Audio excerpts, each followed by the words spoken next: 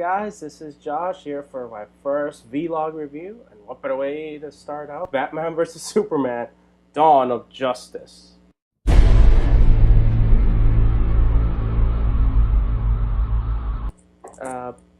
This movie has been receiving quite a reception.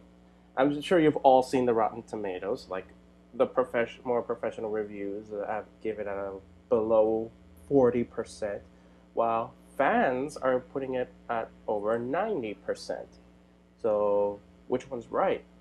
Ultimately, I gotta say, I have mixed feelings about this movie.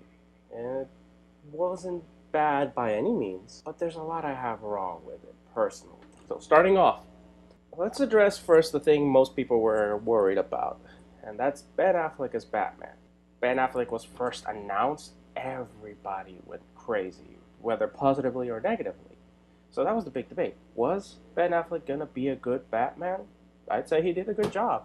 Don't get me wrong, it's too soon for me to say he's as good as, say, Michael Keaton or Christian Bale, but even then, I'm not the biggest Christian Bale Batman fan. I'm sure he did a great job, don't get me wrong, but he's not my favorite. That's still Kevin Conroy. But then again, who can compete with Kevin Conroy, am I right? Ooh, sudden brightness. Ben Affleck as Batman was pretty cool.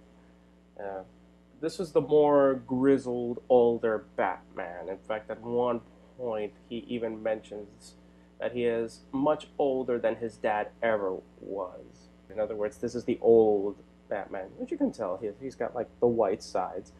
And this is a Batman who has been through a lot. And he specifically says 20 years, so he has seen some shit, he has lost some friends, and this is a Batman who won't take shit anymore.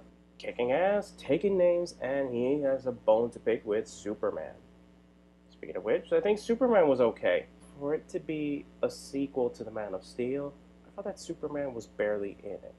As a character, at least. I get what they were going for. This whole movie is meant to be more with how society, how all these characters view Superman. It's more about how the public sees Superman, how Batman sees Superman, how even Alfred sees Superman. This Superman has done pretty well, about as well as he did in Man of Steel. So if you didn't like him there, he's not going to convince you here. But I, for one, liked him. He did a pretty good job.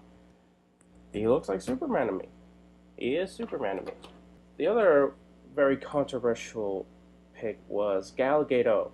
Am I saying it right? Is it Gadot or Gadot? I have no idea how do you pronounce it. Like, comment, subscribe if you want to tell me how it's actually pronounced. I'm sure there'll be a huge comment below as to how to pronounce it. She wasn't in it much as expected, but whenever she was in it, she got your attention. She did just fine. Physically, when she's not in the costume, you wouldn't guess that's Wonder Woman. Though some would say it's she's kind of supposed to be like that because that's her secret identity. I liked her accent, and she kicked ass during the action scenes, which was the most important part. You gotta have Wonder Woman kicking ass, and she kicked tons of ass. The returning cast from Man of Steel have done just fine, and Alfred, Jeremy Irons as Alfred was hilarious. It's very snarky, very sarcastic. Not afraid to argue with Bruce. And unlike the one from The Dark Knight, it's not like, oh my god, Master Wayne. Oh, all of relationship is over as father and son. It's more like snarky comment in return from Batman. They've been at this forever. He's, well, more than earned his reasoning to really give Batman the occasional wise-ass remark. It's really funny. It adds levity to this really dark and gritty take on these superheroes. See, speaking of levity, though, for better or for worse, Lex Luthor. This casting choice for Lex Luthor was a little strange to me. He seemed too young for the role. Once you see him in the actual role, you get what they were going for. Lex Luthor, for a long time now, was basically an evil Iron Man. He was a genius, billionaire, playboy, philanthropist, but he uses his wealth and power for corrupt means. Now, the Lex Luthor I'm used to uses his power, he's very straight, no nonsense guy with a huge ego, just like the one from the cartoon. But in this movie, he's a lot younger, he's from a different generation, so he's kind of like this modern business tycoon. He's very eccentric. He's fine, I guess, what they were going for. There are a lot of scenes, a lot of moments where you can see he has kind of like these anger issues, and his whole face starts twitching. That was kind of interesting. That whenever he was like that, ultimately, it's gonna come down to: are you okay as a fan to have this widely different interpretation of Lex Luthor? It might have to grow on me. It's a little too soon for me to say, oh, I hate his performance. It's more like every scene he was in, I wasn't bored, at least. That's saying a lot. Sadly, a lot of scenes and acting in this movie was a little wooden, which was the same problem with Man of Steel, because this movie in the acting, they want to be so serious, because this is big, this is epic, that it just, sometimes it doesn't let the characters just be people, you know? The other biggest issue I have with this movie is a very similar issue that that the Man of Steel had, and that's its pacing. My biggest problem with Man of Steel was how slow it was and how serious it was, because it's not that there wasn't enough action scenes. It's that whenever there wasn't action, it was just a lot of conversations. And this is super serious, guys, because we have to build these heroes up, and it's like, give more personality to these guys, man, because until we get to the action, we're just sitting there and listening to conversations. Alfred threw a few funny one-liners, like Luthor threw a few funny one-liners, and that was cool. But ultimately, this movie's pacing is ridiculously slow. But just like the Man of Steel, really slow build-up, not necessarily bad build-up, just slow. But whenever we do get to the action scenes, they are spectacular. And unfortunately, with the action scenes, they address one complaint from the Man of Steel, which I can't really go into because that would be kind of spoiler. They seem to accentuate another problem. And the fact that they don't actually address it is what drives me the most insane. In both cases, it has to do with the collateral damage. Everyone's made the jokes that Superman's collateral damage did more harm than good. That is addressed in this movie. In fact, it's partially the reason why so many people are against Superman in this movie, and why Batman wants to stop him in the first place. Involving the collateral damage for when other superheroes are involved, there's a lot of things that make the morality of these superheroes questionable. And for superheroes, especially Batman and Superman, morality is their biggest thing.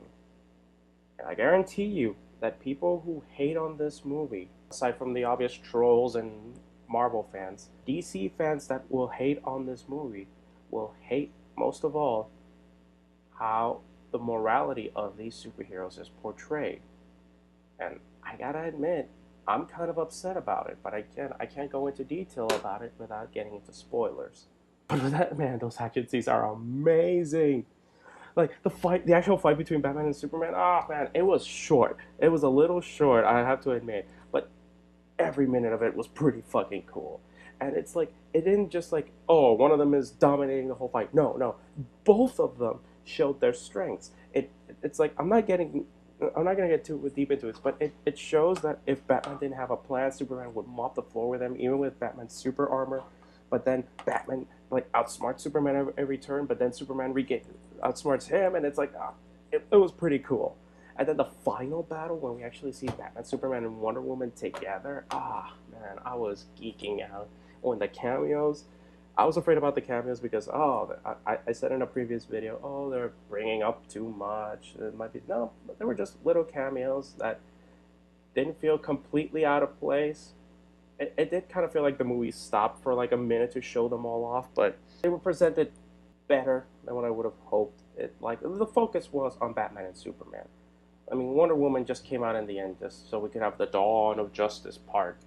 Makes sense. Sadly, that's kind of the problem with the Dawn of Justice in the title. I've heard a very common complaint that this movie should have been two movies. It should have been Batman vs. Superman, and then the first Justice League movie should have been called just Dawn of Justice. I kind of agree. I'm not spoiling anything when I say this. Doomsday is in this movie. It was in one of the trailers. And as awesome as it was to see the DC Trinity of Wonder Woman, Batman, and Superman fighting this monstrosity.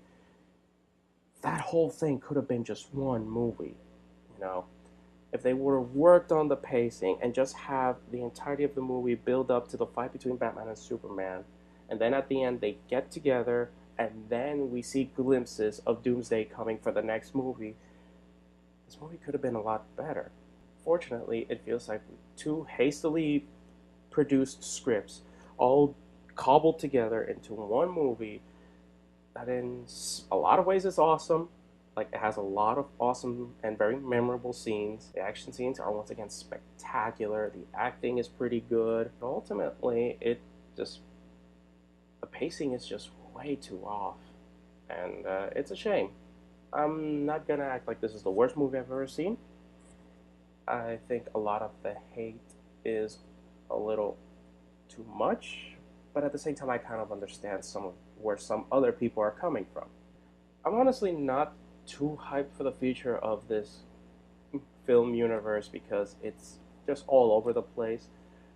But just the idea of having Aquaman and Cyborg in it, I am kind of not excited, but more intrigued as to what direction they're going to take those characters. I still find it weird that why not just have the Flash and Green Arrow from the TV series appear in these movies, but hey, let's see what they have in store for that. I would like to go more into detail, but that has to be a spoiler review. So, for now, just be satisfied with this. I give this movie worth a watch at least once. You're probably going to get something out of it. It's going to be worth watching just for you to decide for yourself whether or not it's a good movie. And from there on, just decide. Just remember, it's worth a watch. Give it a look. Like, mention in the comments, did you like this movie? Did you not? Try to keep it as spoiler-free as possible. Let's discuss spoilers in our next video. Take care, guys.